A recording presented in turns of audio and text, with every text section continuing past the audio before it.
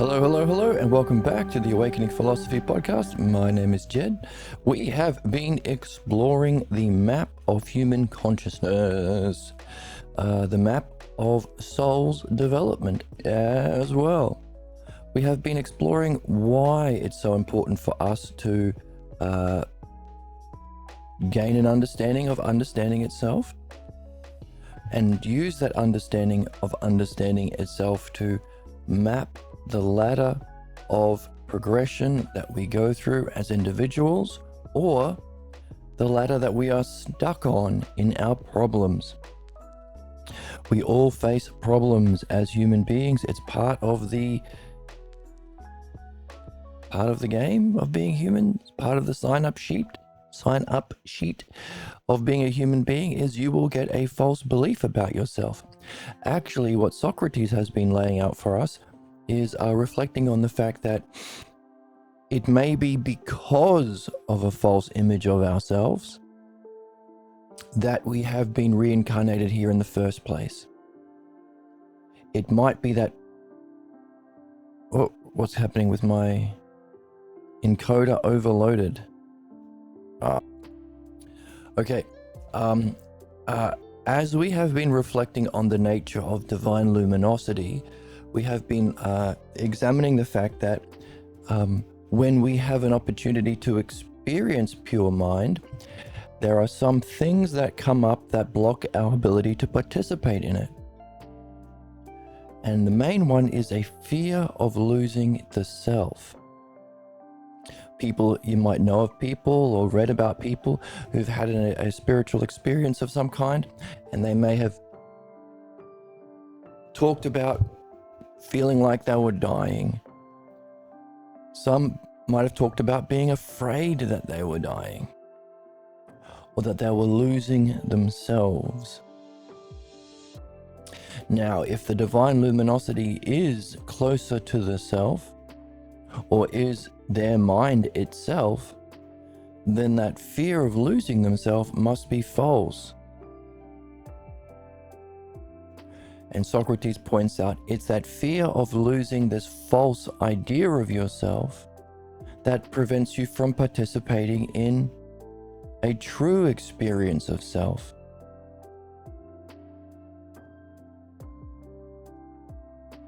Isn't that interesting? Therefore, well, we've also talked about the fact that the brilliant light of being is experienced by everyone when they die.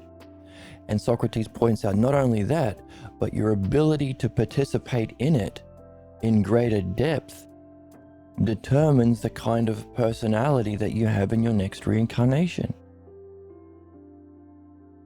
And as we've gone through, we've been learning more about the nature of intelligence, the nature of mind itself, and we've confirmed similar things.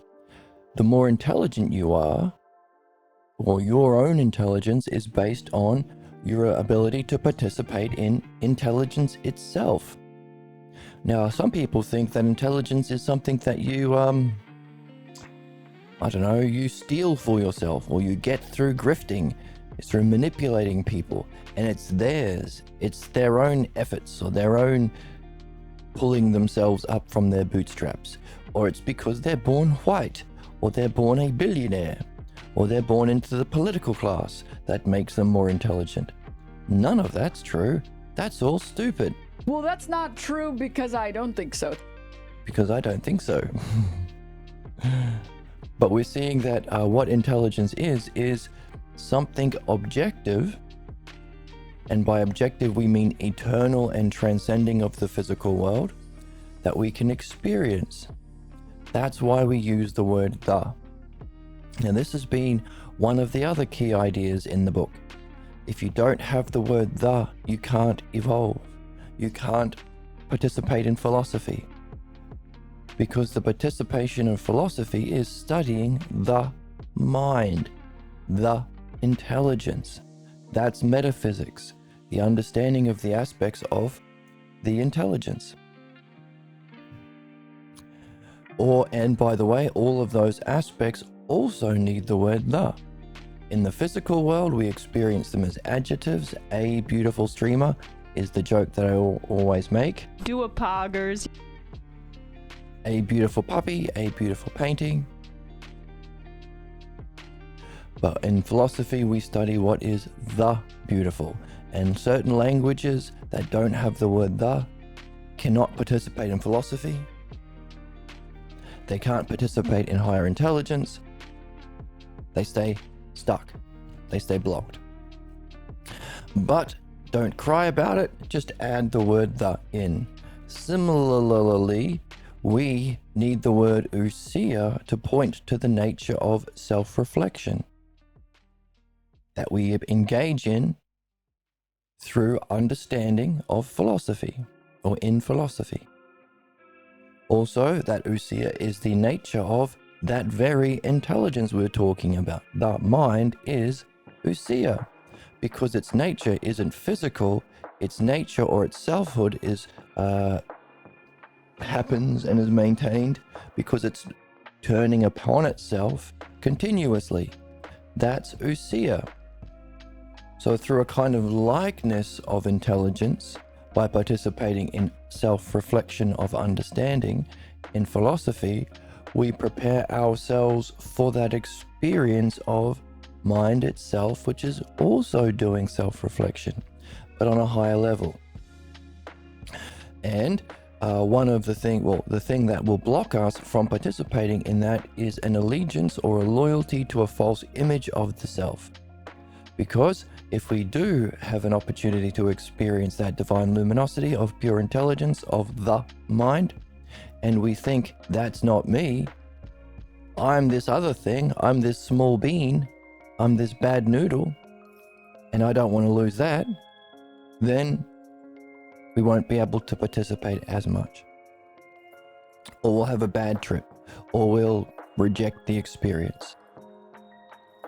Therefore, in order to participate in intelligence, we have to do the work in uncovering and removing our false idea of the self.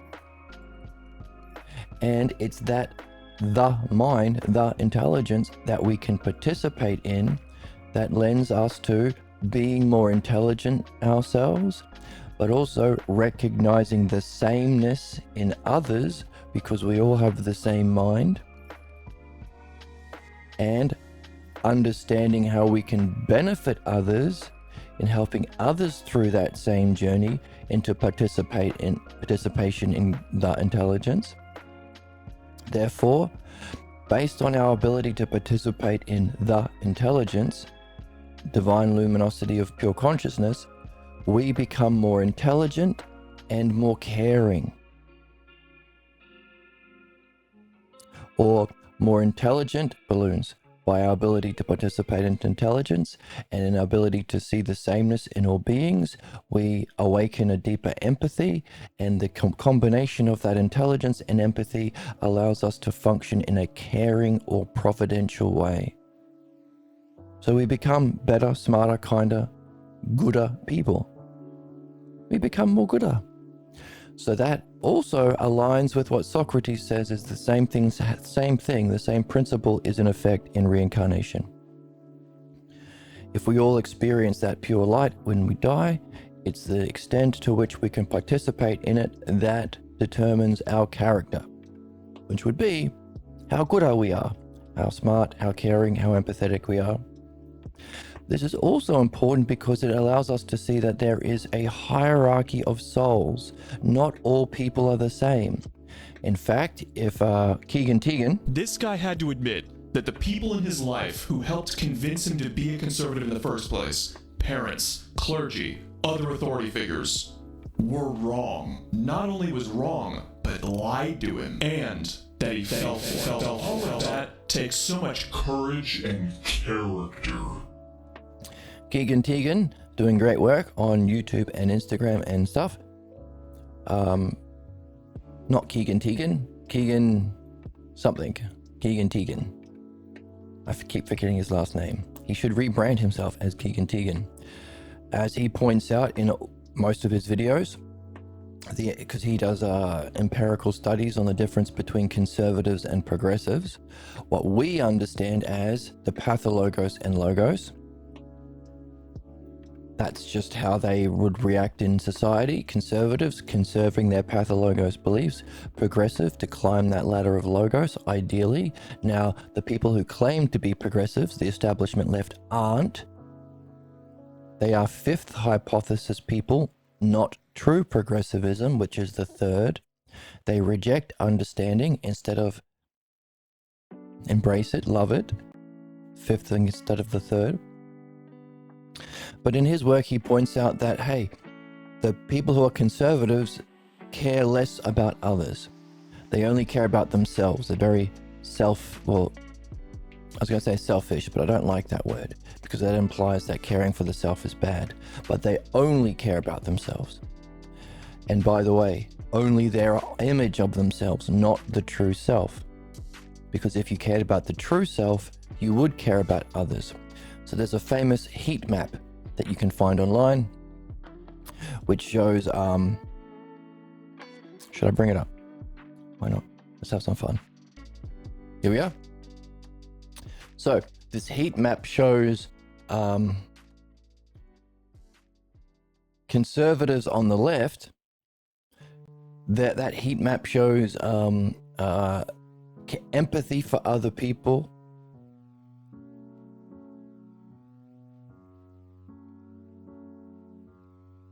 Well, it's not labeled very well.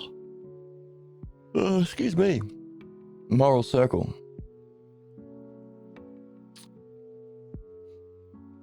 Here we go. The bottom, the immediate circle, the lowest circle, you care for your immediate family members. The next circle from the middle, your extended family. Third, closest friends, all your friends. Four, all of your acquaintances, all the people you ever met, all the people in your country. So 7 is halfway through almost the circle, is people in your own country. Do you care about them? The people in your continent, all people on all continents, all mammals, all amphibians, reptiles, mammals, fish and birds, all animals on the earth, including Paramecia and amoeba, all animals in the universe, including aliens.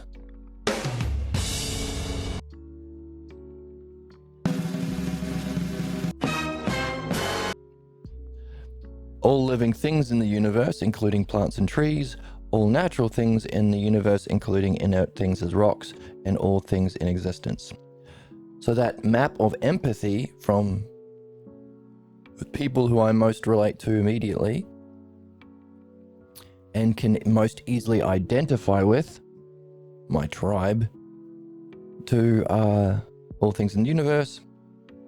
There we have conservatives, or Conservative Party is the Pathologos Party. That's its nature, its definition.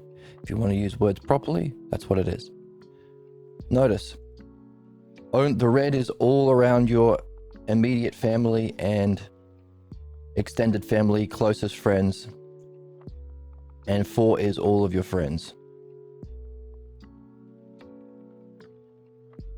1, 2, 3, 4. Yeah, so as soon as you've left the circle of your closest friends, you don't care about others. Whereas for progressives, or what is called here liberals, which might be the wrong word, but anyway, the heat map goes all the way out to number 14. It's most read in 14 and 15, which is all living things in the universe, including plants and trees, and all natural things, including rocks. And even orange in the last one, all things in existence. So there we go, there's the map. Empathy.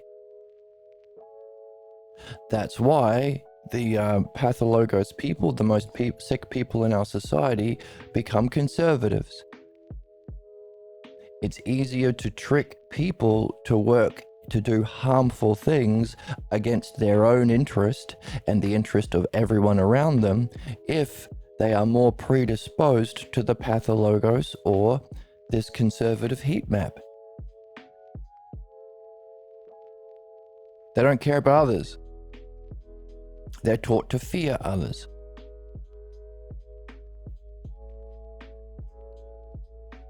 as we can see in these maps. So there you go. Thank you, Tegan, for pointing that out, pointing us to that study.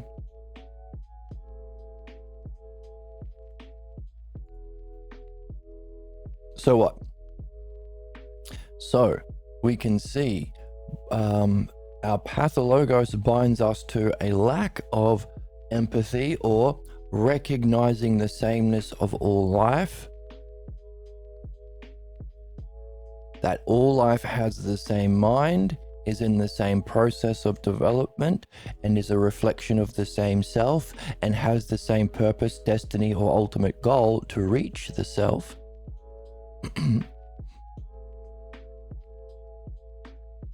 And instead relating to other people, other things as other.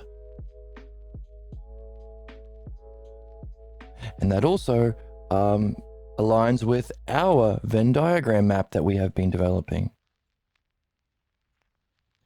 Last time we looked at the fact that we could put as a Venn diagram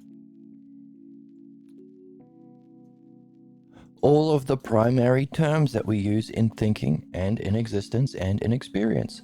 Whole and part. Make that a Venn diagram. Whole is obviously greater than parts. We can do the same thing for same and different.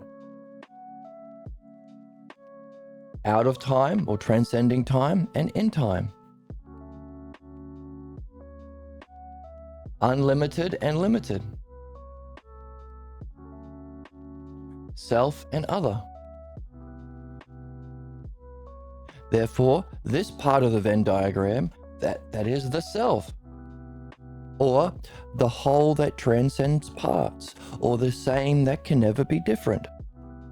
This realm of mind, which contains the map for everything other, because it's all of the parts together with the whole that overlap. The map of justice, the map of beauty, the map of intelligibility, the paradigm, is what we call wisdom. And those who are only participating in the physical world only relate to others, only relate to parts. So therefore, these people are more likely to be entrenched in their physical world idea of self, their pathologos. They are less likely to see people as the same, as they're less likely to be okay with freedom or unlimitedness. They're less likely to experience higher states of being which are out of time. They're less likely to recognize the self of all things.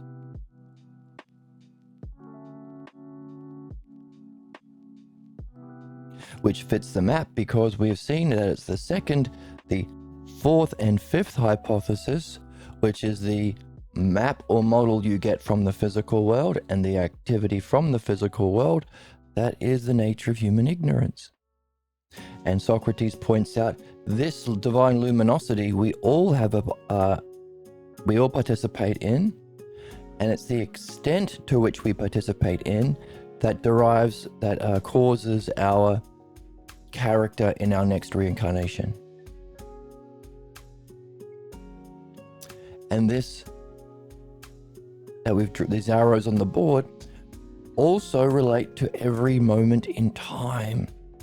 The extent to which we can participate in mind also allows us to see the whole, see the sameness, participate in a transcendent nature, overcome our fear of death because we've experienced ourselves outside of time, outside of the physical world of change. So we become more intelligent, more empathetic, put the two together, more caring or providential. We become better people. Which is why on this channel, we spend our physical world time reflecting on this. So this channel makes you a better person.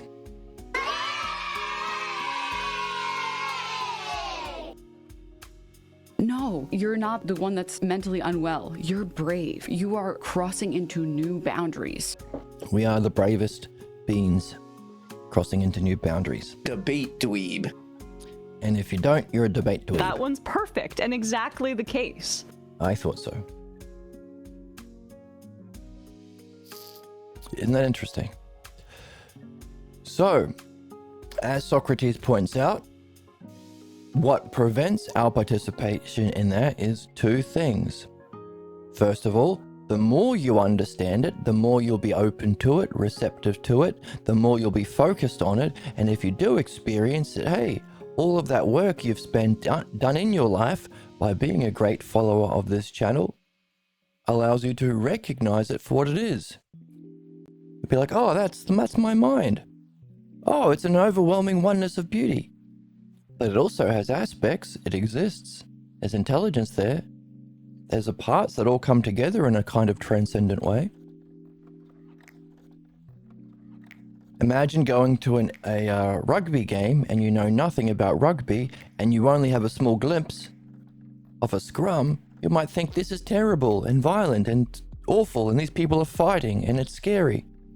But if you spend your life understanding it, learning its language, talking about it, you might enjoy a rugby game. Same principle.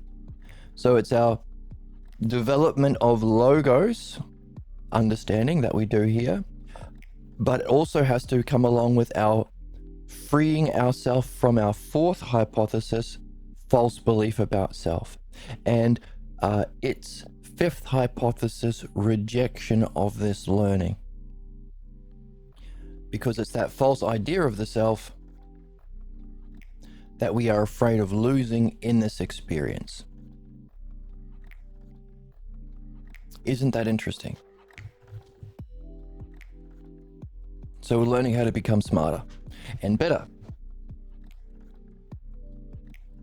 And also reincarnate better. Interesting? Now, there's one more step in the game. As we see, this is the middle term or the penultimate enlightenment experience, because there's a kind of out of time that's never in time. There's a kind of whole that's never parts. There's a kind of same that's never different. There's a kind of likeness. What's it feel like? What's your state of mind? That's never unlike. There's a kind of rest or peace that's never in motion. There's a kind of self that never falls into ignorance and identification with other. There's a kind of one that transcends the many. Now, the word is transcends. It's not denying the existence of parts. In fact, if creation unfolds from the first cause into its effects, there is an inherent parts, different, sameness, etc. out of time, physical world, in time, physical world. Inherent, there is all of those words we call the logos, the primary words, the primary terms, the primary ideas of intelligence, perception, creation, existence. That is inherent in the one self that unfolds into its reflection, pure luminosity of mind. That is the creator and cause of our physical world, where we experience them individually, step by step, through the passage of time. So, as above, so below. Everything we learn as people about what it takes for us to be open to a non-physical dimension, to talk about the non-physical dimension, to read the books by Socrates and Pierre Grimes that are about the logos of the non-physical dimension, to do our dreams that give us states of mind that reflect that non-physical dimension, to drop our false identification with the self from a lower dimension, physical world, shapes and colors, family, clan, wave being. Everything we learn about what it took for us to reach mind from the physical to the mind, the jump that it's our purpose to do as human beings, because our world is ruled by fourth hypothesis believers, and problems are only solved by those in the third hypothesis, those in the level of understanding, philodianoia, love of understanding. Everything we learn about this transition we are here to make as human beings, we apply as below to above.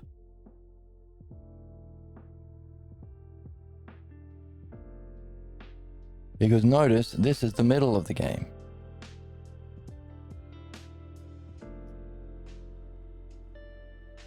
Everything we've learned about this journey, we also have to apply even to that divine luminosity experience. Even though it's the greatest experience by definition, there is still a cause. Even though it's the greatest experience you can ever have, there is still a you that's experiencing it. Even though it's the greatest sight to be seen, there is still a seer.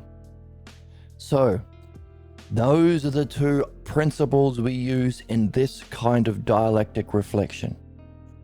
Whether you are in the level of second and third hypothesis, wisdom, or if you're talking to somebody else who is, or, as we talked about yesterday, in intimate or love and logos, truly loving experiences or intimate or sexual experiences, you could be participating in that together as the peak experience of beauty itself. So whether you're talking to yourself, to others, or you're in it with your beloved,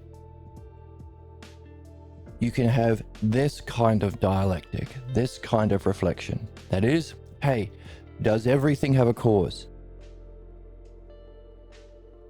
Therefore, even this peak experience has to have a cause. Step 2.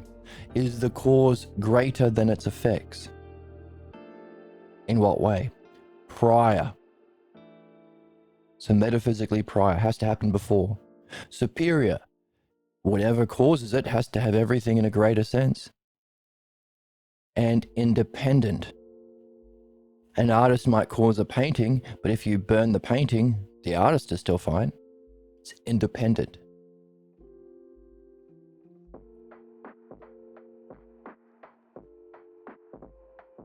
Therefore, whatever is the cause of what we are in now is even greater. Now, how can we reach that level of greatness? That's the next step in the dialogue. The next idea we bring in, not just cause and effects, that's the cause and effect dialogue, the as above, so below dialogue. Now, what are we using? We're using fundamental axioms of reality. Cause and effect. That's primary. All of those things we said about causes being prior, superior, and independent, primary. Axiomatic is the fancy word. Can't really prove it, it's sort of taken for granted. Another axiomatic principle of reality. By the way, just because you can't prove it doesn't mean we can't see how it works, see how it must necessarily works. We can justify it and confirm it in our experience. But what's the logic that leads to it? There is none. It's necessary for creation that if there is some sort of first cause, it is prior to whatever it creates. But what's the logic that proves it? Well, it can't be anything else. Can't be otherwise. Now, also axiomatic is the idea of whatever is that cause must contain something in its effects that are produced in that diminished, less superior, less prior, or inferior after way. Therefore, the axiom, as above, so below. The principle of likeness. Likeness, one of those sulfur primary terms, one of those 12. Whole, part, same, different, like and unlike. The principle of creation. whatever created has to create something in some way like itself. Now again, you can find evidence of this. A hot fire makes other things hot. A cold ice cube makes your drink cold. Which reminds me, I've got a drink here. So therefore, everything we've learned about how to reach this experience ourselves, either with our beloved, with our friends. So if you have a partner who's also got a love of understanding, good heart, good head, as Pierre Grimes would say. Yesterday we talked about if you're a woman and you want to bag yourself a philosophical man, there are a couple of books that talk about how to make use of intimate experiences in this way. The Immortal Sisters and the book I mentioned yesterday. What is it?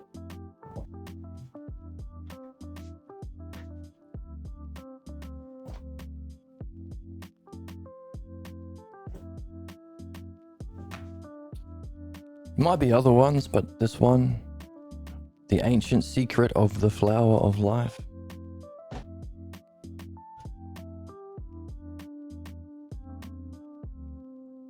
So, get yourself a philosophical man and say, hey, by the way, I've read these books that you might be interested in. It talks about something about relationships and intimacy that you might be interested in as a philosopher. Only if you be my baby. Only if you come home with me. So, that could be a TikTok. What is it? How to alpha mog a philosopher. How to pick up artists. How to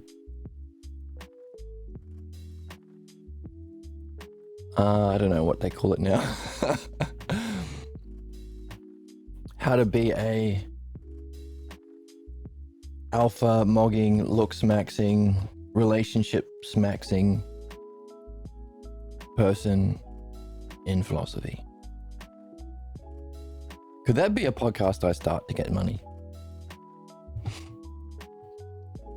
Anyway, so in that experience, either yourself or with someone, these are the two axioms you can use to think about the cause even of that peak experience, and the fact that just because what your experience is an ultimate reality, it's still a reflection of reality. It's a much higher reflection than your physical senses, of course, but it's still not real. Doesn't mean it was a waste of time.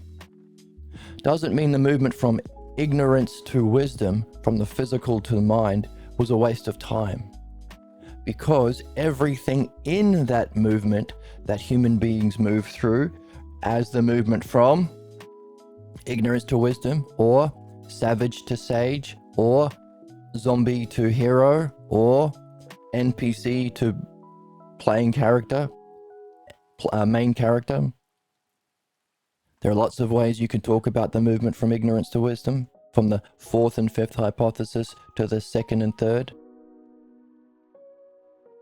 or from the first and second ox-herding pictures, which you're in a state of ignorance, to a glimpse, third ox-herding picture, and the fourth, fifth, sixth, seventh, and eighth ox-herding picture, which talks about how 1, 2, 3, 4, 3, 4, 5, 6, 7, 8. 1, 2, 3, 4, 5, 6. That's interesting. Talk about the stages of development within. Glimpse of this ox, glimpse over the line, trying to catch the ox, tame the ox, ride the ox, sing while riding the ox, unify with the ox. The greatest experience. So, the map of the hypotheses, along with the ox-herding pictures that depict stages of development within, it's not a waste of time.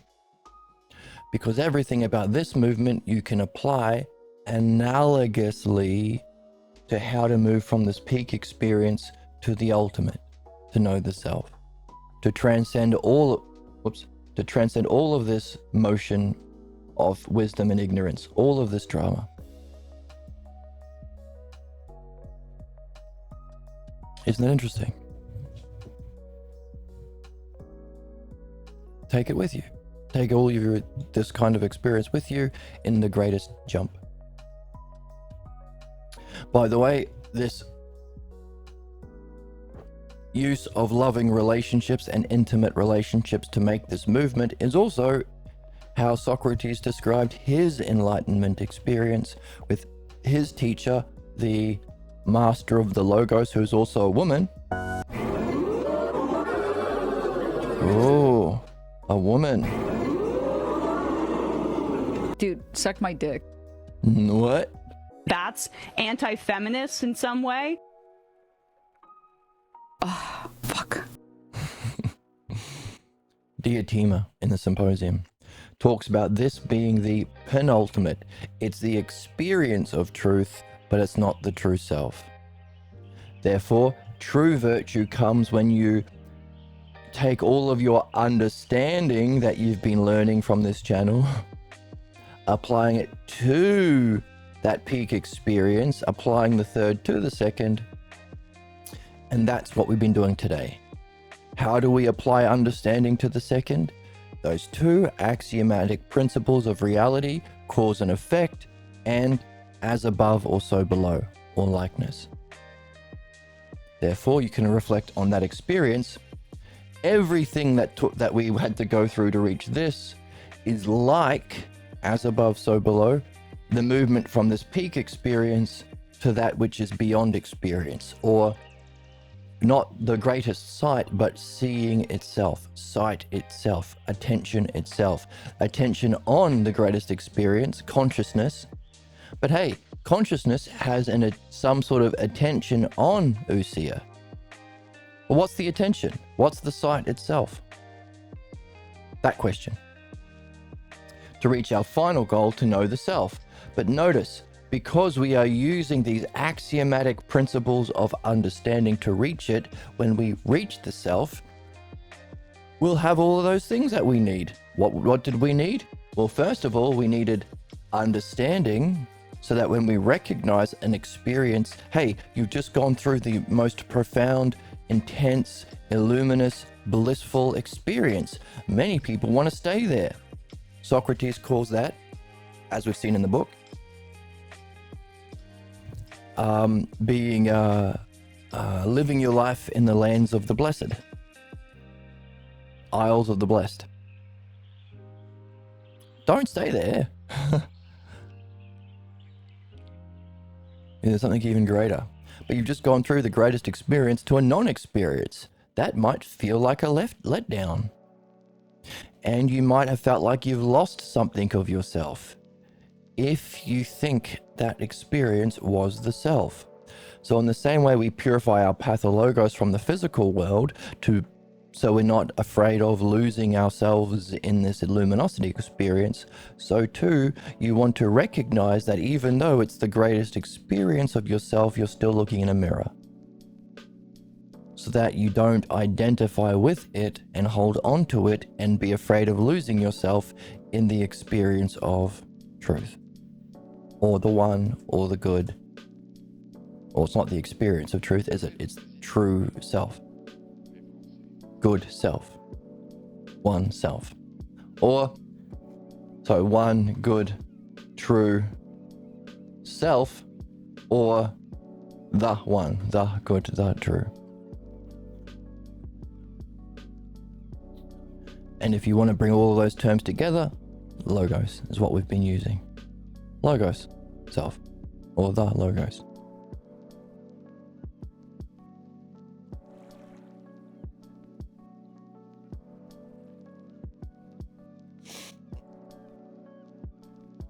Now, those very principles that we have been using to understand the nature of human ignorance and suffering and conflict in the world, and the difficulty or what's required in reaching truth, wisdom, solving human problems individually and collectively, we can take all of that analogously, as an analogy,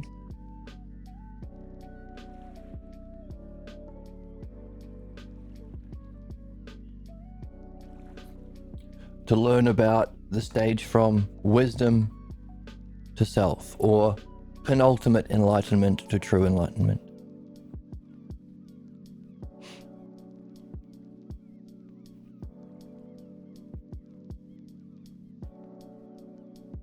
We can also use that to understand the conflict that we are facing in the text right now, because only with this map can we take the stories of Jesus from Mark and the Gnostic Gospels that describe various things Jesus said and done. By the way, Matthew and Luke copied most of Mark, so Mark is the primary text. Paul just rejects Mark, so he's a kind of interpreter that rejects what Mark says. John seems to be a bootlicker of Paul, but we have the Gnostic Gospels found in caves in the 60s in Egypt that were the ones that the church didn't want to include, because they're less about believing what we say, bro, and doing what we say so we can fuck you over because we're in ignorance and we're terrible sick sons of bitches. It's more about developing your own understanding and experiencing that same luminosity that Jesus had. One of the difficulties is that these people writing about what Jesus said and did probably weren't at that level. So one of the important things is, when you reach this level, Socrates says, write your own dialogues. Talk about it and write about it. So you're not leaving it to people who haven't experienced it, people in the fourth and fifth, leaving it to them to talk about the nature of the second and third, secondhand. Because all they would be able to do is interpret. And we have been living in a society based on interpretations of interpretations. People who take their interpretations literally and kill for the sake of their own oppression and subjugation under religion. Conservatisms, clergy, and capitalists. So, now that we do have a map, we can do what those people who followed Jesus haven't been able to do: understand Jesus. We don't have to believe Paul's dumb interpretations because we're ignorant. We don't have to pick beliefs that we happen to like because our preacher happened to say them to us. Ever notice that no two Christians are the same? And it's all primarily based on, first of all, whatever their local preacher, pastor, minister happen to believe, and their own pathologos family beliefs. Anyway, because we have a map we can understand, so we can recognize what stage Jesus was at. And it seems to be third oxiding picture, a glimpse of the second, his transfiguration experience. He seemed to have developed understanding from studying from Hellenic philosophers, what we do, to be able to reach it. So all of his teachings prior to his luminosity experience was about the need to understand through analogy. See, that fundamental axiomatic principle, cause and effect plus analogy. Understand, don't just believe. Look at my parables as analogies. And he's very clear that if you don't understand my parables as analogies, you will miss the state of mind I am calling the kingdom of heaven. It's very clear that's a state of mind. It's very clear that you need to reach it through understanding, not belief. After his experience, we see him fall into his beliefs. So a glimpse of the second, struggling with the beliefs. What's that called? The fourth oxherding picture. The struggle with your beliefs. Trying to tame the ox, but the ox still wants to go back to its old habits and its old muddy haunts. And so what does he do? What does the fourth hypothesis belief do? Keeps you chained to your fate. And Jesus' story ends in that way, playing out his fate. So we could understand that. Jesus can't understand that because he doesn't know about the nature of this map. He doesn't know about understanding properly within the map of understanding. He doesn't know how to remove your unsuspected false beliefs. In other words, in one word, he doesn't have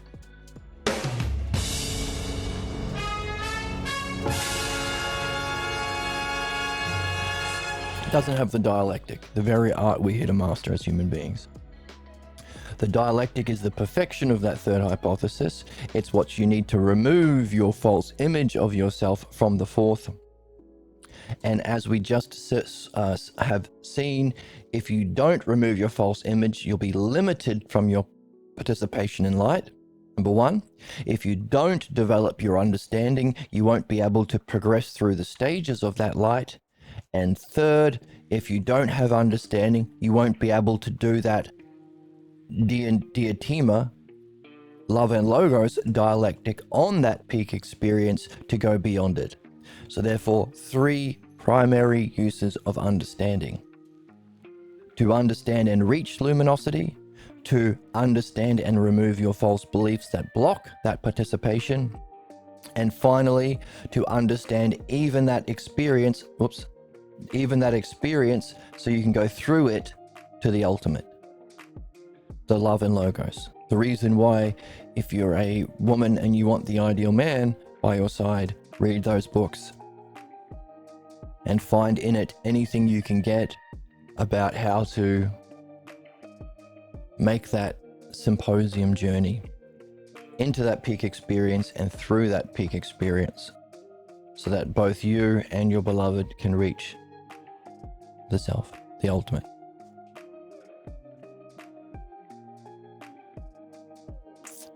Isn't that interesting? A kind of triad of understanding.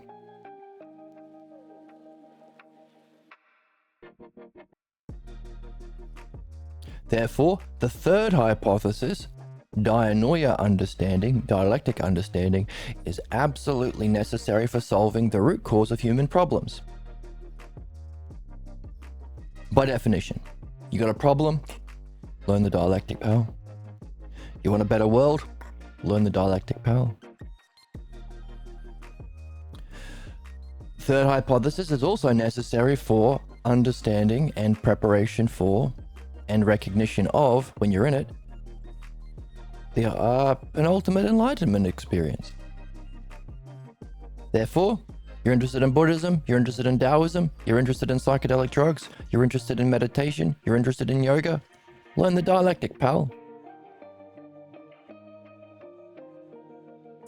Also, the third hypothesis, understanding, is necessary for moving through that enlightenment, penultimate enlightenment experience to the ultimate enlightenment experience, to know the self. You want to win the game? You want to fulfill your purpose? You want to reach your highest state? You want to have freedom of self? To know the self and show the self? You want to know the self? You want to show the self? Learn the dialectic, pal. Third hypothesis.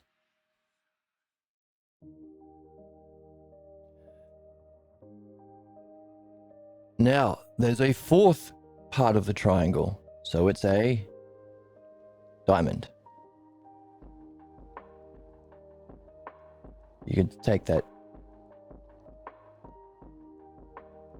make a diamond.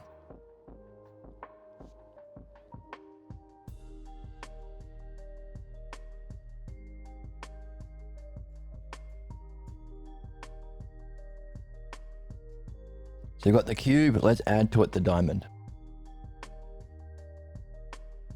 The cube is just each of these hypotheses given their own individual cube put together into a 4x4 cube that has different faces that might represent personality types. So we've got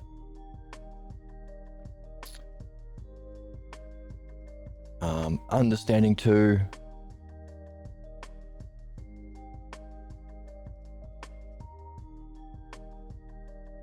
to know mind, to remove pathologos blocks, and also to reach know and show self. But whatever stage of development you're at, if you can use that to benefit others on the journey, that's the use of an art. Benefit or providence. The ultimate would be having mastered this triad yourself.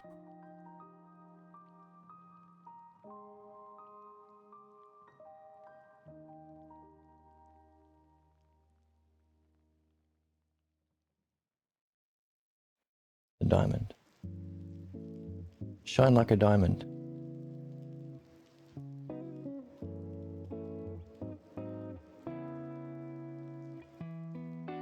Therefore, if you want to help others, master your understanding that we call metaphysics or true theology, which we do here. Understand the nature of mind, which allows you to experience it. Use your understanding to remove your false beliefs. And use the understanding to apply that understanding to mind to go beyond it to the self. Therefore, we've got the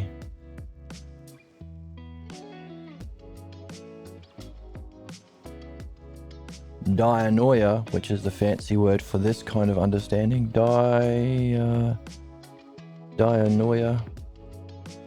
diamond. Hooray.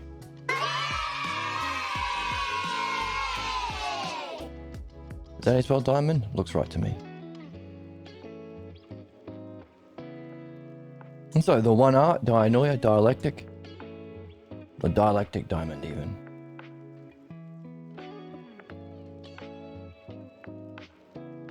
The dialectic diamond is the art we can master. Notice it can function as an art because it has the apprehension of the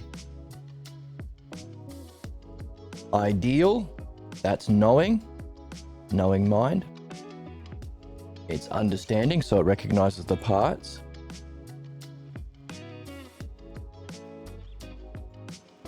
It can use that ideal to apprehend its opposite, sickness, to remove your problems. That whole that you know is both the whole of mind and the whole of self, two different kinds of wholes. Whatever you're at, fine, you can use it to help. And you're using it to benefit the subject of your focus, not yourself.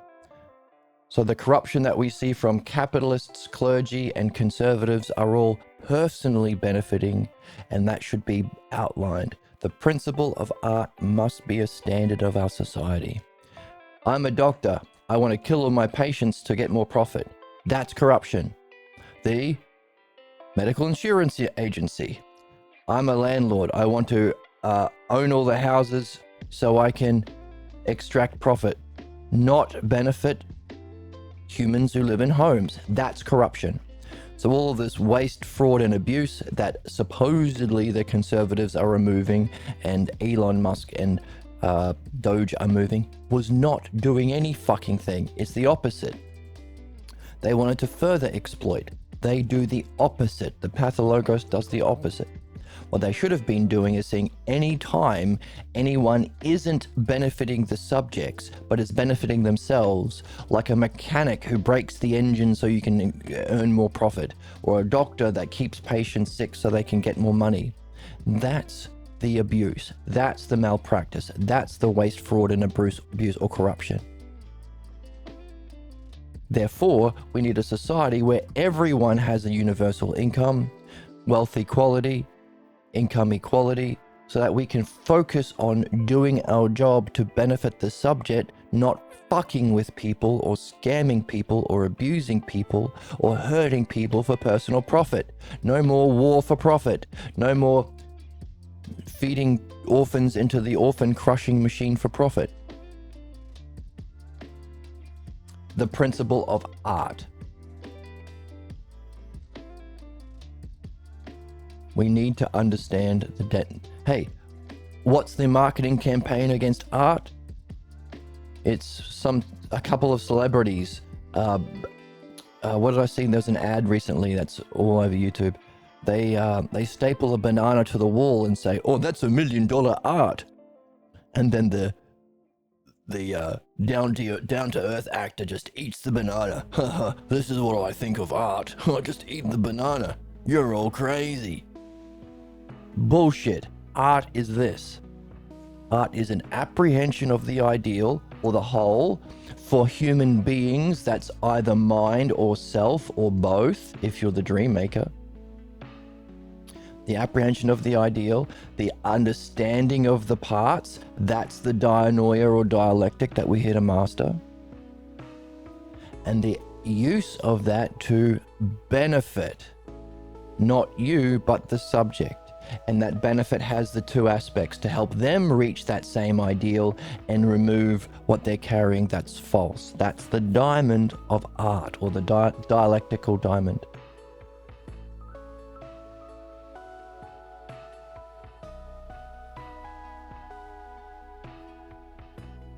Profit secondary. Shouldn't be a part of society. That's stupid. We've got a medical industry that you pay the doctor anyway, no matter what he prescribes. The mechanic works for whatever his base rate is, whatever he does. Doesn't matter if he has to replace an expensive part or a small part. You're paying for his time. You're paying for the doctor's time. You're paying for the mechanic's time.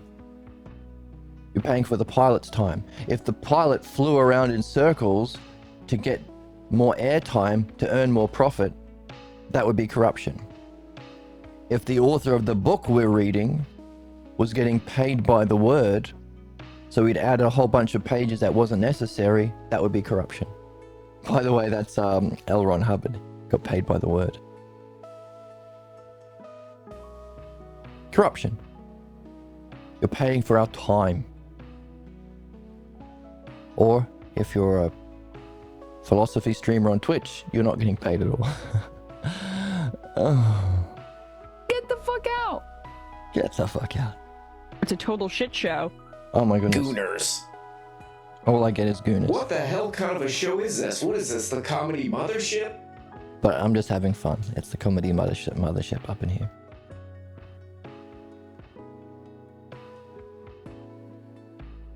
I wish I got a bunch of gooners. I don't even have gooners. You could be a gooner. And you can be a gooner. That was a good one. Progress didn't happen because of people like you. In fact, people like you have always set back progress. Me? It's a guy whose head appears to be on backwards, and then half And lady. a half lady. What does that mean? Right, so. Art. Now, we can demonstrate this principle of art ourselves by understanding where Jesus is blocked and how we can use this model of mind that we call the hypotheses and whatever apprehension or recognition of self we've also come to. So those are two kinds of holes. Whatever we know about the self, whatever we know about the self as our highest goal and about the mind along with the understanding of these stages to benefit. And it seems that through this dialogue, Jesus is able to talk about the second. He's struggling with his beliefs in the fourth. He hasn't yet learned how to perfect understanding, but he's doing his best to learn the dialectic from the conversation he's having with Socrates. So fourth, third, second. But whenever Jesus talks about the first hypothesis, he's been struggling.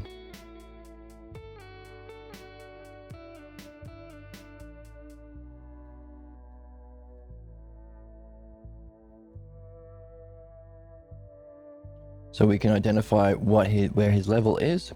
And that's the principle. If you're asked to talk about a stage beyond yourself, you need a certain level of open-mindedness, good heart, curiosity, use of analogy, and intelligence, good head. To wonder about a stage beyond yourself. Believers in the fourth just try and kill everyone different. Kill the immigrants, kill the heretics, kill the heathens, kill the goyim, kill the infidels. Bullshit. Literalists.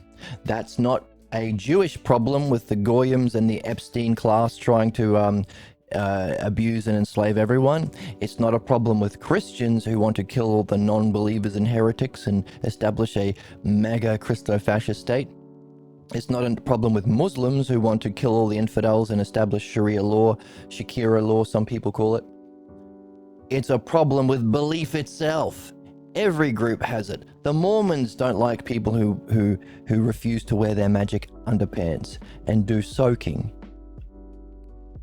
Oh my fuck. Oh my fuck. Whoever, pick a wacko cult that you learn about on the internet. The magic silver lady one that I saw once.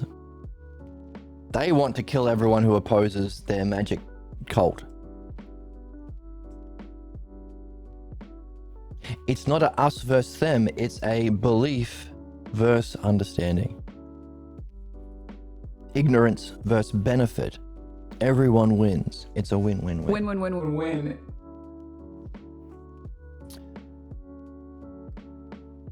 So that principle we see playing out now. Oh, spammer. Top views, says spammer. Oh, these terrible accounts, man. Ugh, trash. You're a trash account, mister. I hate to have to tell you this. That was fake. That was AI. Because you're a fake He's an AI guy. I'm eating the testicles of this bull. And this is spam. Spam. You piece of shit. There's a wrong. Be a This is nasty ass pizza.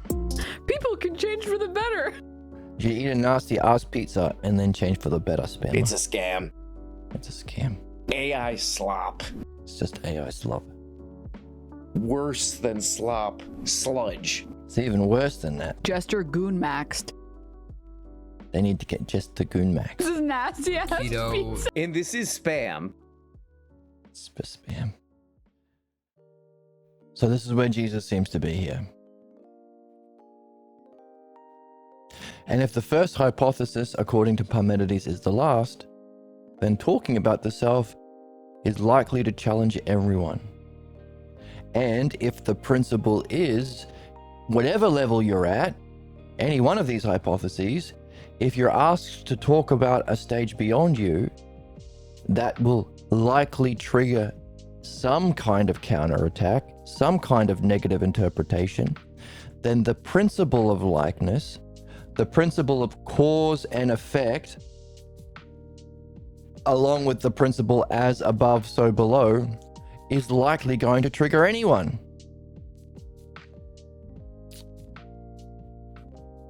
Good, insert time zone here. Yes, it's morning for me. It's very early morning for me. Good morning to you. How was your insert time zone for you? Are you having a good morning / day / evening?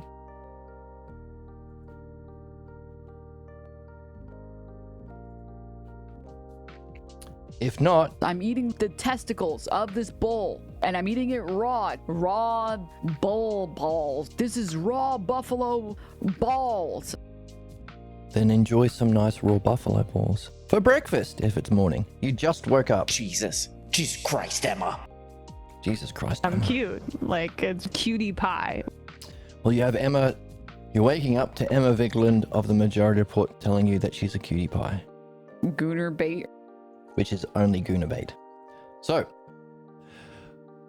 if by principle, anyone being asked to jump out of their state of, out of their level to relate to a higher one, might trigger their response negatively, we might understand why Jesus says, I want to have this dialogue with you, JC, but it's likely to trigger you.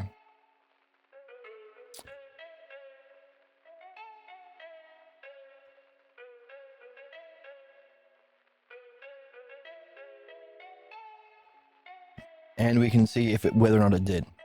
I seldom express this idea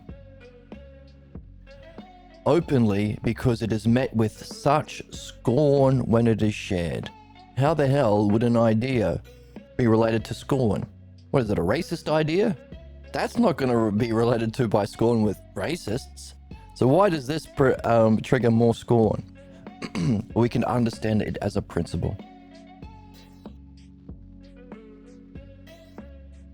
Because you're asking someone in the 7th to relate to the 6th, someone in the 9th to relate to the 8th, someone like Jesus in the 2nd to relate to the 1st, or someone in the 5th to relate to the 3rd. There's lots of, you're out of your comfort zone. You're out of the position you're in because you think this position is it. You don't think your beliefs are beliefs. That's taking them literally, not analogically.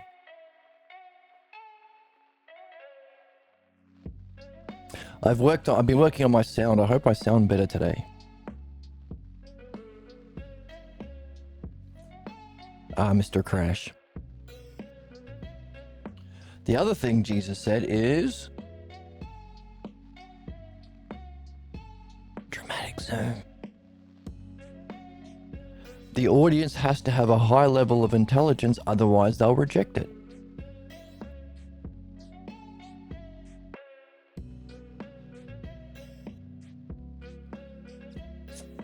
Therefore, in principle, you have to make sure your audience is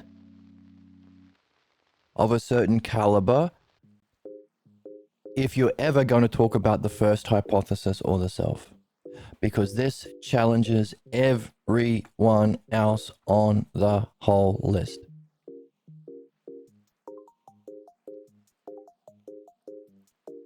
You have to be a certain special kind of person, subscribe to this channel, to not relate to this idea with scorn, and to be open to reflecting on it. You have to have a high level of intelligence. Now that's interesting, because what we've been saying is to have a high level of intelligence means a greater participation in the second.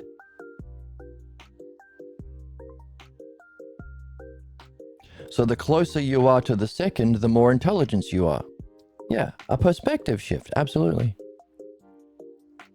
So the closer you are to second, the shorter the jump to the first. Hey, imagine talking to a materialist who thinks that the world is just physical stuff about a transcendent self. Their head would explode. And worms would fall out of their dumb head. No, that's a bit harsh. Progress didn't happen because of people like you. In fact, people like you have always set back progress. Materialists. I've been a bad little girl. This was how I was before I found God. Okay, so we've got two different ideas of God. God isn't literal. Any position is a problem if you take it literal. What Socrates has been outlining with Jesus is there are two ideas of God. There are the gods, which is that second hypothesis, experience of your own mind experiencing mind, or the mind. But because it's a oneness of parts, you can have aspects. It exists. It's eternal. It's powerful. So there's power, existence, intelligence. It's beautiful. It's all of the parts are ordered. Those are the gods. Meaning, not only do you have to have some closeness to intelligence, which is the second, but an understanding of it. That's theology. Recognizing that gods are just a fairy tale story to represent the principles and forces within the mind. Now, this is where Jesus had his problem too. I have my beliefs about God. That's a ignorant position because it's belief. Belief is stupid. Belief is believing mummy and daddy. Understanding is the better one. It's the mature one. understanding for yourself, seeing for yourself, confirming for experience. You can use understanding to help other people. You can only use belief to hurt people. You can't believe your way into flying a plane, but you can, if you con your way into being a pilot, convincing people to believe you, you can crash the plane. That's why conservatives, capitalists, and clergy only do harm, because they can't benefit. They don't have the knowledge, second, the understanding, and the desire to benefit others. Corruption. Now, Socrates points out there's another idea of God, the single God. So the part of, if this is the whole circle here and this is the part circle here, it's that aspect of the Venn diagram that has no parts. The one self, the good self, the logos self, the true self. The highest idea of God, which is you, the self. So we've got the mind experienced as the gods, or it's not, you don't experience the gods, it's not literal, it's just how to remember. You experience it as beauty or bliss, eternally. Often it overcomes people's fear of death because they realize that their mind is immortal. And of course, we want to move through that second hypothesis experience to the first that transcends and is the cause of even the mind. And that's the thing that will trigger people. Everything has a cause, even mind. And of course, the cause is better than the effect. Superior, transcendent, prior. So, not only can we recognize the highest kind of conversation, someone with some experience in the second being reflecting on its cause, the first, we can recognize any human problem. Hey, someone who's a materialist. How could you get them to posit the idea that there is a kind of whole?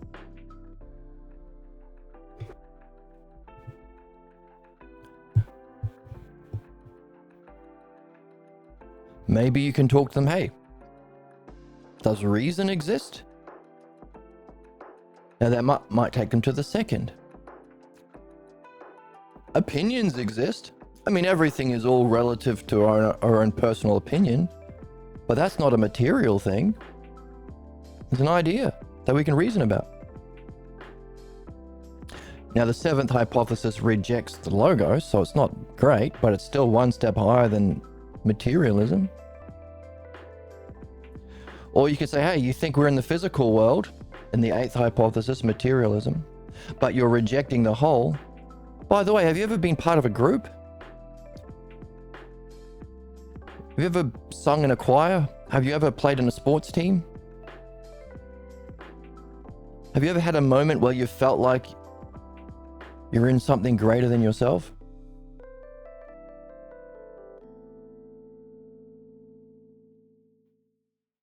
No, not really. Could you imagine that feeling?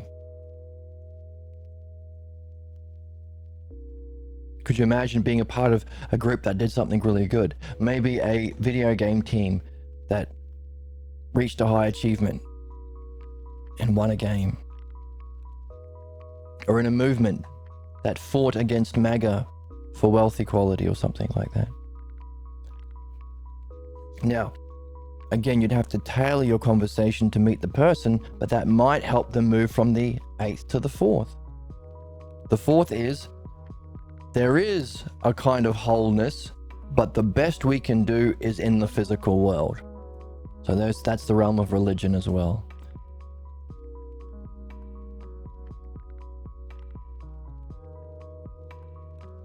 Or you can have a conversation about them in the eighth. Hey, you're a materialist. You think only physical things exist. How can you say that? Isn't that some idea? Maybe that's a delusion. Can you verify your experiences of the physical world? So maybe even the physical world experience is just a con. You think it's all just neurons firing in your brain or chemicals squirting in your brain, But couldn't that be a trick? Maybe you're in the Matrix. Maybe there's no meaning to any activity, so just give up. Black-pilled from the 8th down to the 9th. Now, you don't want to make that movement, that's a stupid movement, but that movement's possible. Yeah, a simulation. Now, this is important because you might feel like, well, I'm a materialist. All I think is we're all just space dust. We're all just billiard balls. But you might have moments in the day where you feel like even physical activity is stupid. Everything is delusion. So you might have your own state of mind move from the 8th to the 9th. You might go from saying, well, there are physical parts, there's just no physical wholes, to even the physical parts don't exist, from the 8th to the 9th. That will change your mood, your state of mind, how you function, your idea of yourself. You might give up and get those suey eyes. Therefore, we might recognize that, hey, most of the time you're an 8th, but some of the time you're a 9th. And we might be able to make a map of personality types by putting 8 and 9 as a cube. So if we look at the back side of the cube here, we have 6, 7, 8, and 9 as a personality type. All I've done is taken each of these 8 positions here, the 8 positions in the realm of mind or in the physical world, and put them in a cube. Yes, the magical cube. There's a movie about it. That's about a different cube. But I like them. I remember liking the movie. But this is a different cube. This is a good cube. Because if you imagine this cube, or you can make your own copy. You've had visions of the cube. That's cool. What, the movie or this one? Then you can have 1, 2, 3, 4, 5, 6 basic personality types. Possibly. We haven't seen the cube in the book, but I'm just throwing it in there for no extra charge. Just something to wonder about. But what we are doing is recognizing wondering why the idea of cause and effect and likeness, or as above so below, triggers everyone. Because if you meet someone whose whole life has been a materialist, their daddy and mummy is a materialist, their job is based on materialism, maybe they're a scientist or something like that, and you say, hey, by the way, every cause has its effect, right? And as above so below. What does that mean? That means your position, your materialist position, that your self is based around, your states of mind is based around, and your functioning and your job is based around. That's the triad of self. Your idea of self, your states of mind, and your behavior is based on this 8th hypothesis. That means that it's below. If you can understand your position, then it's a lower reflection of a better position. As above, so below. And to tell someone, hey, your position is stupid, or not so great, or you can do better, people will often meet you with scorn. Hey, fuck you. My daddy was a materialist, and I love him, and my mummy is a saint, and how fucking dare you say that they were wrong? And I voted materialism. I voted MAGA my whole life, blah, blah, blah. I'm a capitalist. I'm a materialist. Fuck you, go to hell. But we have to be better than that. Any of these positions is a reflection of a greater position. As above, so below.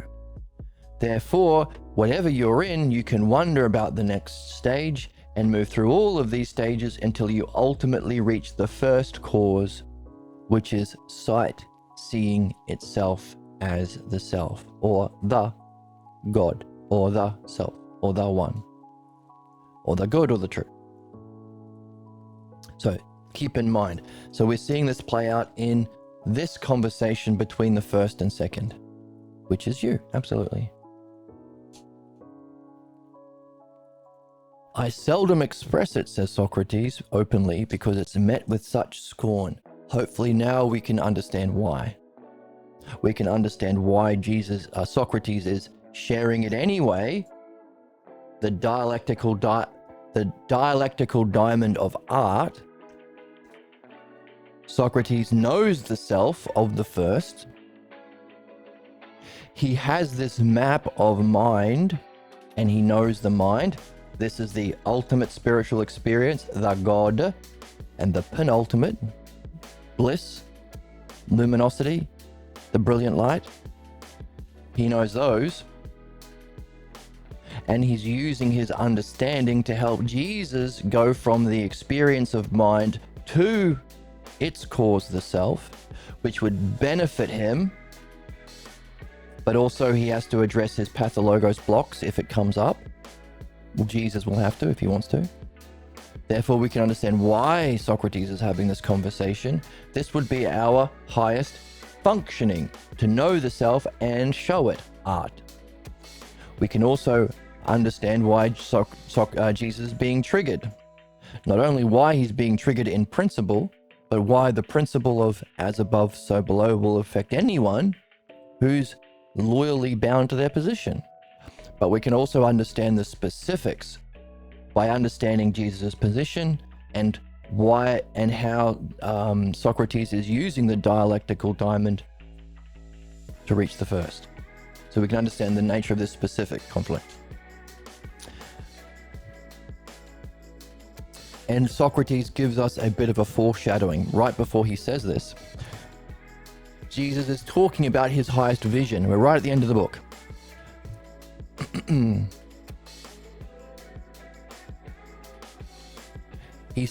Jesus says, hey, this quest begins with a state of openness we call pure ignorance. Not the ignorance of thinking you know what you don't, your pathologos, Dunning-Kruger effect, but philosophical ignorance, aporia, curiosity, openness, seeking to find the answers. You don't win the video game.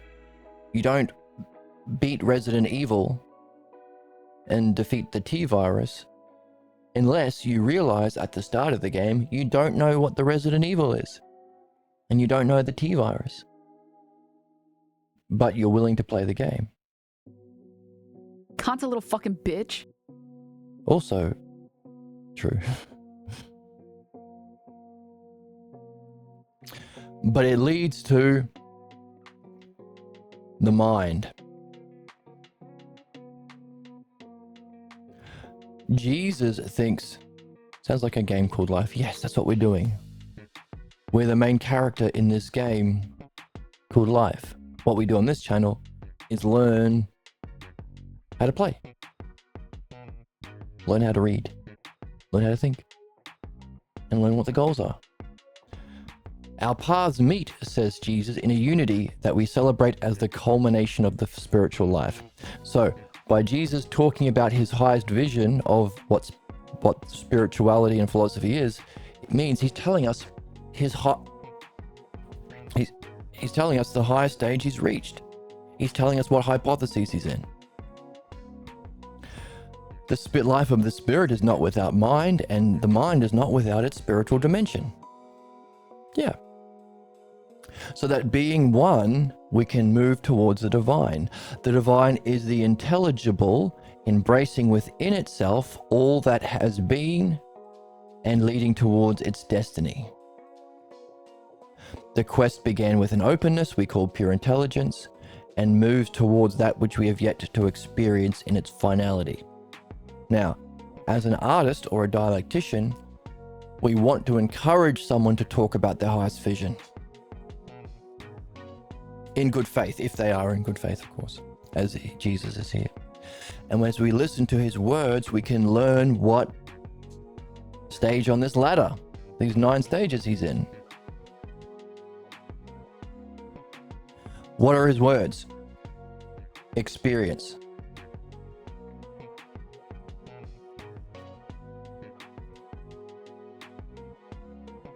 Intelligible, that embraced within itself, which means a whole of parts.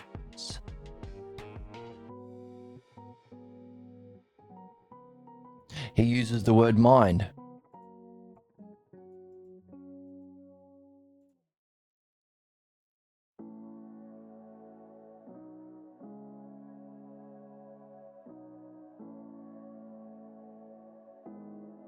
He uses the word destiny. At what level?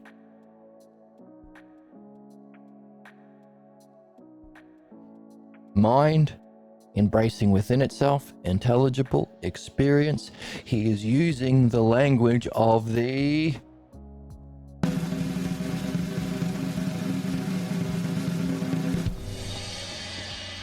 second, whoops. That's insane. Like, you need help. There's no help, actually. You need a straitjacket. Me?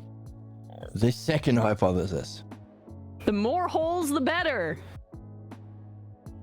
Hey man, wouldn't some kind of future where people have all their whatever basic needs met of shelter, all this crap, and they could do whatever the hell they want, wouldn't that be good? No, it wouldn't, it wouldn't, it wouldn't, it would. Progress didn't happen because of people like you. In fact, all of these rights that you get the fuck out. I gotta work on my soundboard. It's just too random. Second hypothesis. Mind.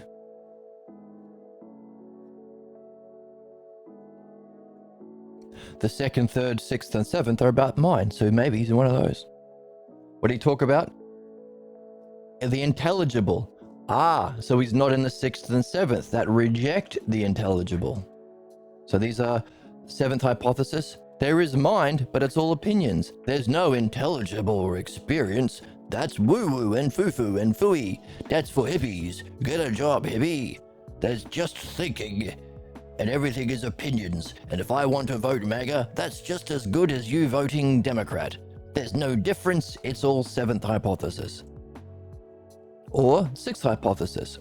Yes, there is a unity of thought, but it's just a MAGAism, or socialism, or Marxism, or Nazism. That's the unity of thought. But it's not true. There's no true intelligence itself. It's just something we invent. Like Mickey Mouse.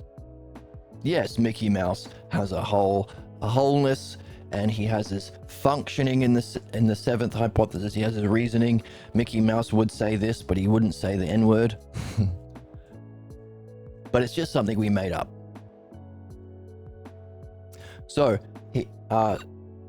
Jesus is talking about mind. He's likely in these. He's saying it's the intelligible, so we can rule out sixth and seventh. What else did he say? Embracing within itself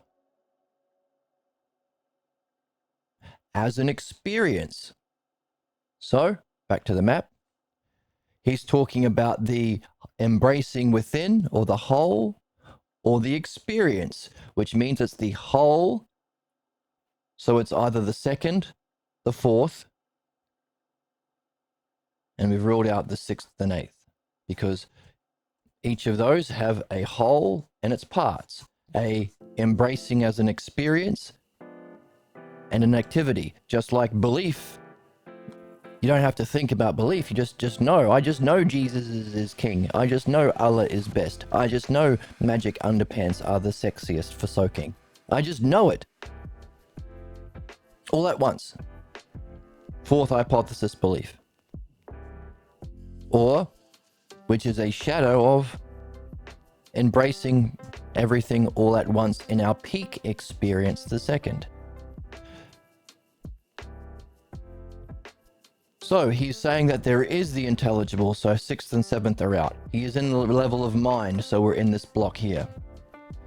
He's saying it's a oneness or an experience, therefore he's in the second. See how we did that? All we did was encourage him to reflect honestly, openly, in that state that he called philosophical ignorance, openness, curiosity, wonder, about his highest vision, using his highest words. What's that? Highest vision or ousia, state of mind. Highest words or logos. That's the two things we only use. Imagination and words. self-reflection, ousia, and language. By the way, those two things are the two aspects of each of these levels. Are you doing ousia or are you doing logos? Are you doing whole or parts? Are you doing model or activity? And in the realm of mind, which contains the model, or the physical, which is where we do our activities. So it's again model and activity, and within which model and activity, only we can recognize even those have a cause that's which would have both model and activity together as a one, as its first cause. The first hypothesis stands above these 8. So that's what we've done. All we did is say, hey, what realm are you in? On mind? Okay. We can rule out these 4. It's like guess who? Get rid of these. Knock 4, 5, 8, and 9 down on guess who board. Or clue. We can rule out Professor Plum, and we can rule out Scarlet Witch, and we can rule out Red Baron. Gone. Yeah, software versus hardware. That's a nice way of talking about it. See, that's the fun you can have. Once you see the patterns and principles, you can have fun making your own analogies. And if you can use this map to recognize where the person you're talking with is at, you can have fun using those analogies to help them wonder about the stage, because they're not in that higher stage. You can see it. Therefore, how do they talk about something they haven't experienced yet? You use analogies. You use an analogy for what they can see to engage their ousia, self-reflection, wondering, imagination, and logos, because there is a reason why you picked that analogy. The relationship between software and hardware. You're engaging their ousia and logos, and that's pretty much all we have as human beings to work with. That's what makes us different from cabbages and cows. Through analogy, you engage their imagination and reasoning through analogy to help them imagine the next stage in their development. And it's fun. That's analogy. That's how we learn. Analogy. Where's the joy? Where's the whimsy? Where's the childlike wonder? And you can have joy and whimsy, dude, with playing with analogies.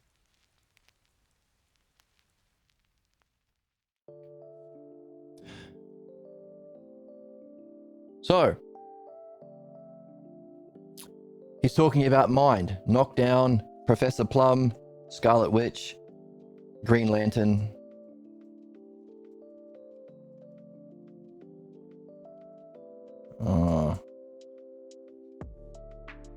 Of the Guess Who board.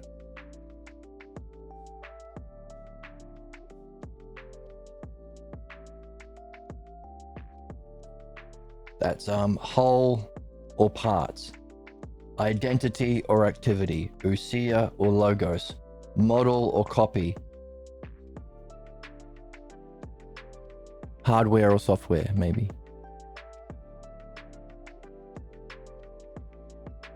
So knock down these 4 because he's not in the physical world, he's in mind. He's saying the divine is the intelligible. So 6th and 7th people reject mind. So a lot of some progressives might be in the 6th or 7th, which is why if you go into the majority report chat rooms on Twitch and YouTube, be careful if you talk about understanding, because the moderators are people who are in the 6th and 7th, and their whole identity is rejecting understanding or rejecting knowable mind. There is no knowable mind. Fuck you, says the 6th. There is no model of understanding that's true for everyone. It's all just personal opinions, and I like my opinions the best, says every fucking moderator ever that I've seen. I'm in love with my own stupid opinions. I know that because You wouldn't be a moderator. You would be creating your own content if you were in the third. You need understanding to make shit, to do shit, to have courage to voice your opinions. That's why haters in the comment sections are usually in these hypotheses. They can't do anything. All they can do is reject things other people do. I had a commenter once who commented something like that. They were just saying, that's stupid, or take your meds, or you're insane, or something like that. One of those catchphrases. And I wanted to show how their position doesn't go anywhere. It's just self-defeating. I said, let me switch roles. Okay, I'll do your role and you do my role, and you'll see it from a different perspective. Let's go. Oh, okay, to start, we need something. You need to have made something that I will say is shit. So what have you made? And the person said, well, nothing. What do you mean, nothing? Well, forget about what I made. Just play my role. I can't play your role. For me to play your role as the seventh that rejects understanding, I can't create anything with understanding. Believers can't make anything. Religion, conservatism, capitalism hasn't invented anything. All they can do, all capitalists can do, is destroy or exploit. All religion can do is destroy or murder or enslave like they've done to women. Same thing for conservatism. They can't fucking make anything. That's why they only ever do harm. So what have you made so I can come in and shit on it? Just as a role reversal? Well, nothing. The next question is, why haven't you made anything? And the answer is often, if they're honest, because if I make something, I am just counting down the clock for that seventh hypothesis person to come in and shit on me. Why? Why do you always expect that? Has anyone ever done anything good? Was it destroyed by someone always? Why do you expect that to happen? Because that's what his parents did to him. And until he wakes up and challenges his parental figure's ignorance, he will always expect the seventh, so he will never do anything good in understanding, third. And then that very thing, that very injustice he fears, he will inflict on others. That's the principle of human ignorance. Do to others that which was done to you. Because his mummy and daddy looked so good, and we know that because if they didn't look believable, he wouldn't believe them. So his parents had the imitation of the second hypothesis. What's the imitation of the second hypothesis in the physical world? That's the fourth. So we can understand the nature of human ignorance as the fourth hypothesis, because it's the appearance of beauty and justice, which exists in mind all at once as the wholeness. That's the second hypothesis. Its physical imitation would therefore be the fourth, the physical world wholeness. And human problems play out as an imitation of that. Or the same principle, as above, so below. As my parents inflicted this bullshit to me, as my model above, so to me, as a small being, as a slave in the world, as a black-pilled idiot, as a moderator on the Majority Report's Twitch and YouTube pages, so too I will do that below as above. So this principle of as above, so below, or cause and effect, has two expressions, the logos and pathologos. That's the nature of the self. The same principles and forces expressed in truth in mind and in its false in the physical world, the logos and pathologos, or the ultimate principle in the self expressed in the greater or the truth, and its lesser, the false. That's the triad of the self logos: ultimate, greater, and lesser. The principle, the truth, and the false. The principle of creation, the artist and his creator and his creation.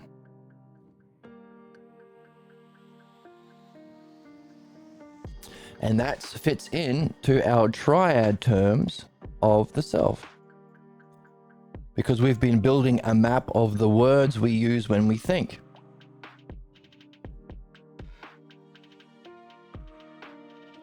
The words we use have 3 categories: whole and part, same and different, like and unlike. We've been using that to create our Venn diagram. We have the monads, the types of goodnesses we seek. We see justice and beauty. What we've seen is that we have the higher version of justice in mind in this part of the Venn diagram. We have its imitation in the lower part of the Venn diagram, and we have its ultimate form in the top. So these are the units that we seek: justice, goodness, beauty. And for there to be those 3 expressions, we need the triads: lesser, greater, and ultimate. So we take these Venn diagrams to create these overlap, giving us the ultimate, the greater, and the lesser, and then we feed these monads into its different sections. Therefore, as Diotimus, as we've seen, human ignorance is butt-faced Billy, the Twitch moderator for Majority Report, doing his lesser, feeling like I'm good, feeling like I'm excellent, feeling like a big, strong, tough, beautiful, just man, when I play out my imitation of these things in the lesser realm. Our peak experiences are the greater, lesser, greater, ultimate, the greater expression in mind. And what Socrates and Diotimus said, hey, when you have that peak experience with your beloved, that's great, but it's not the self. Reflect even on that to reach the self, giving us ultimate, greater, and lesser, or pure enlightenment, wisdom, and ignorance. And so therefore we can use these 1, 2, 3 basketball teams, each with their captain, oneness, goodness, and truth, to create a simple map using duads, monads, and triads. And there's only 6 duads. There's only, well, 1 kind of monad, all these different kinds of goodnesses. And there's only 3 terms in the triads, allowing us to create a map of reality, explaining human wisdom, human ignorance, and human's ideal. And what we're doing today is seeing how that plays out specifically. As above, so below. In here is the checkpoint of the terror. Above is the kingdom. Interesting. Infinity, says our chatter. So we're seeing the specifics of these play out, because we're seeing... How am I for time? Oh.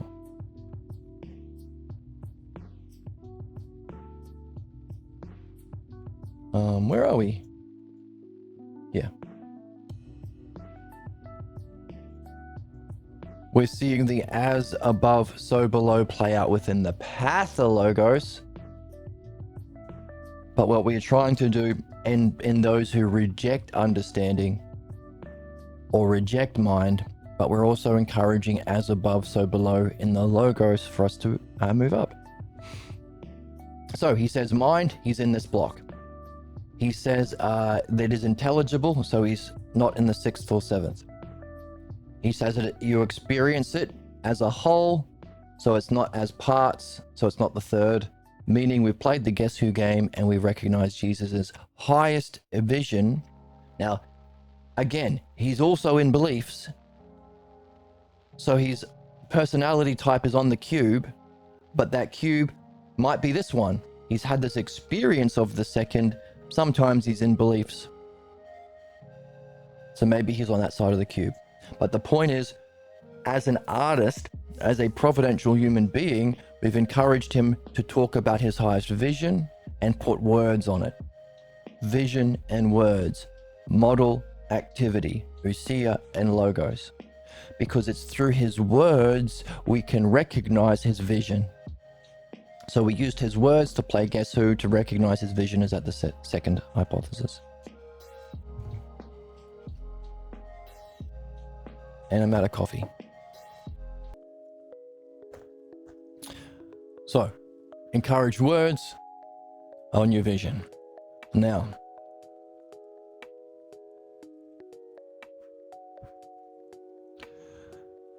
in response to Jesus pointing to, and again, this whole conversation has been leading to this point to help Jesus understand his own position and also recognize anything that might undermine his position. So this whole dialogue has been a kind of creating the space for him to talk in this way.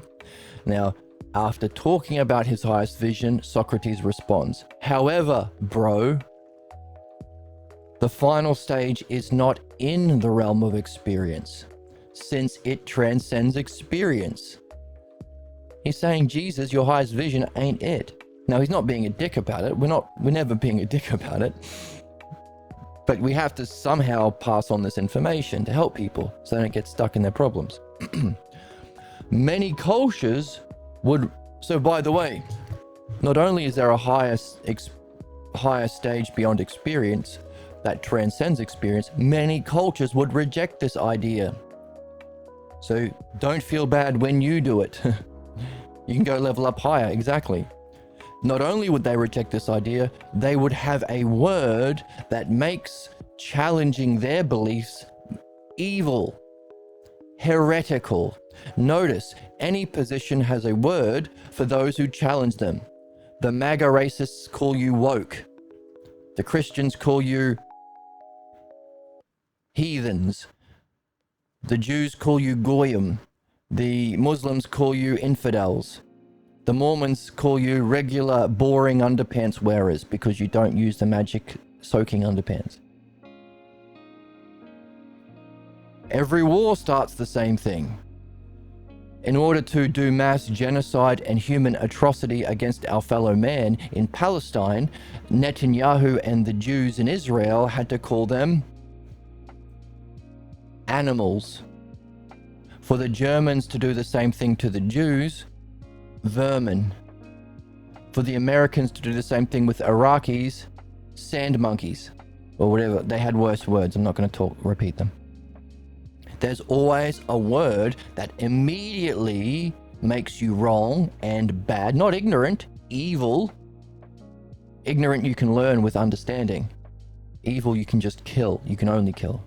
So it dehumanizes and justifies the violence against someone for the crime of being in a different position. That's it. There's no actual fucking evil. There's just this simple map. That's it. Everyone is on this map. The difficulty is, instead of being open and curious about other stages, people say, I am going to kill everyone not in the eighth.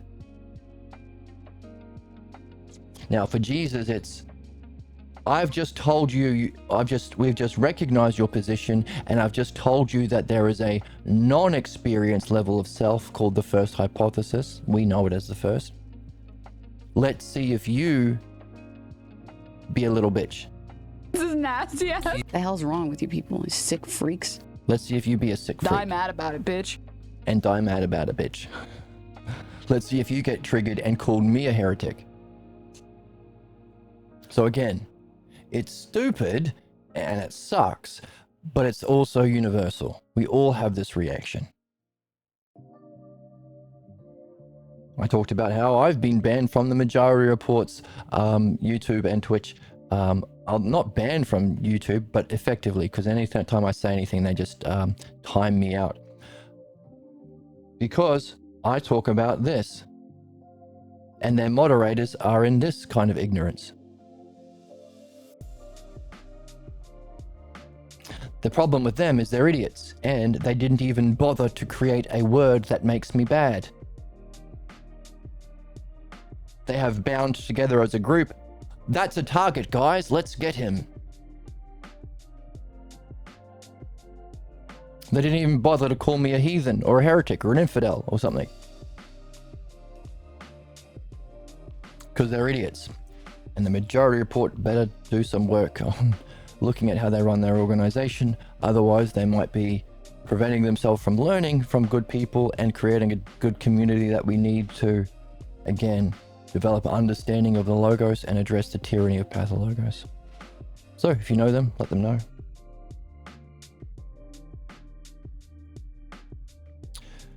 Jesus says, really? Many would reject this idea of there being a non-experience level above my peak experience, and you would even call that person a heretic?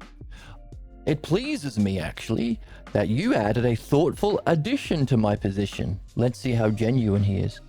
And this is likely to upset the many. No joy, no doy. But for all that, I would be pleased to hear you discuss it further. Hang on a second, says Socrates. There is a better explanation. I seldom express it openly because it's met with such scorn when it is shared, and unless the audience has a high level of intelligence, it will likely be rejected. What is that idea? As above, so below. So not only is there an above position to yours is below as a reflection of the same principles. As above, so below. There is something similar to your position that you can use analogy to wonder about in a higher position. Not only is there a higher position, there's a way of reaching it. That's the principle. That's the axiom. And then he goes on to talk about cause and effect. Are the effects superior, independent, and prior? Is the cause superior, independent, and prior to the effects? Number one. Number two, does every effect have a cause? Number two. And the third step, applying it to you, does your vision or peak experience have a cause? Therefore, we can understand in principle that which is its cause is a higher stage. Then the next stage is tying the two together. Tying the as above together with the idea of cause transcending effects. So not only does this higher stage be the cause of yours, you can find a way of you can get there by analogy, wondering. Dialogues like this, where I will use analogy, as our friend in chat did today, so you can wonder about a similar position. And then Jesus gets triggered. But today what we're looking at is the fact that this itself is a principle, because for those in the game, those on the quest, those lovers of logos, everything you have learned about your own movement from ignorance to wisdom, from the physical world to the realm of being, from your physical world experiences that are transitory in time, to your peak experience of eternity, everything in this movement, you can apply it as above, so below to its cause, the self, which is the move from the experience of beauty itself to the cause, the experience of penultimate enlightenment to an ultimate enlightenment.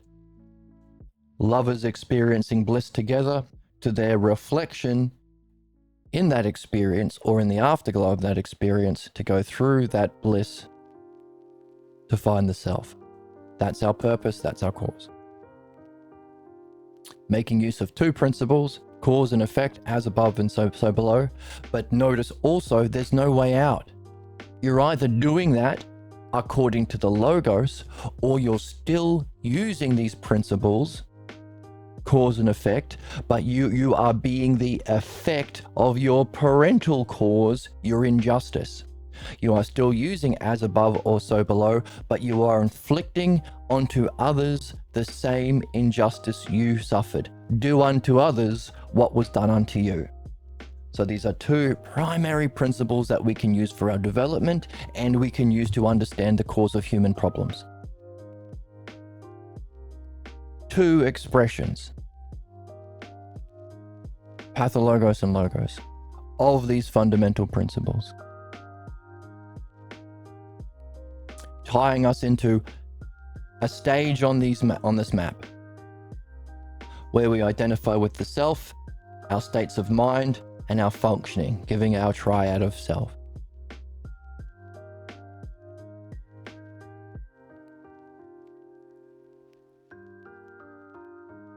When we have an understanding of these maps, we can use this dianoia diamond or understanding diamond to know mind and its maps, to know self as our goal, to remove blocks, and we can use it to benefit. So 4 aspects of the diamond of art, the dialectical diamond.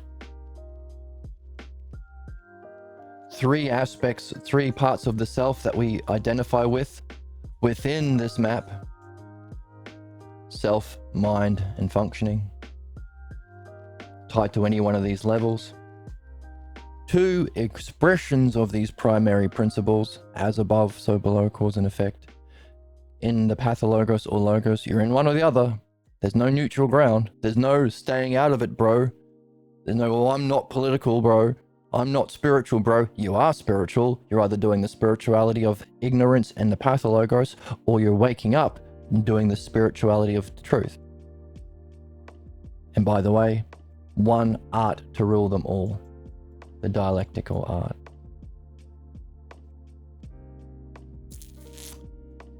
Four, 3, 2, 1. Sound like fun? Well, you're in it. You're doing it.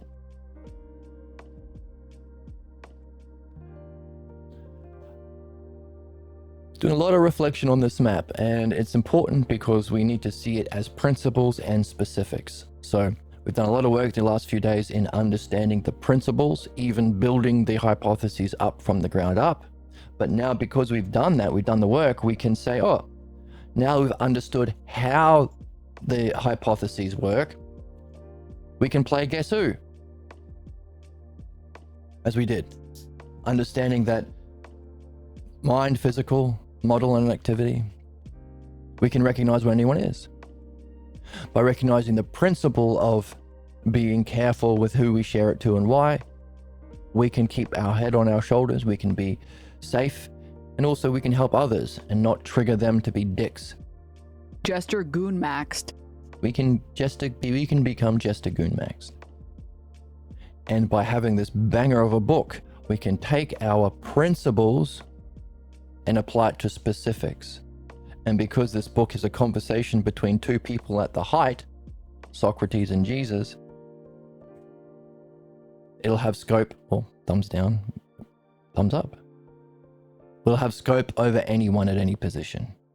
So it was worth going through these last few episodes to understand the principles and the map itself. And now we had fun applying it to the specifics. And then maybe next time we can keep reading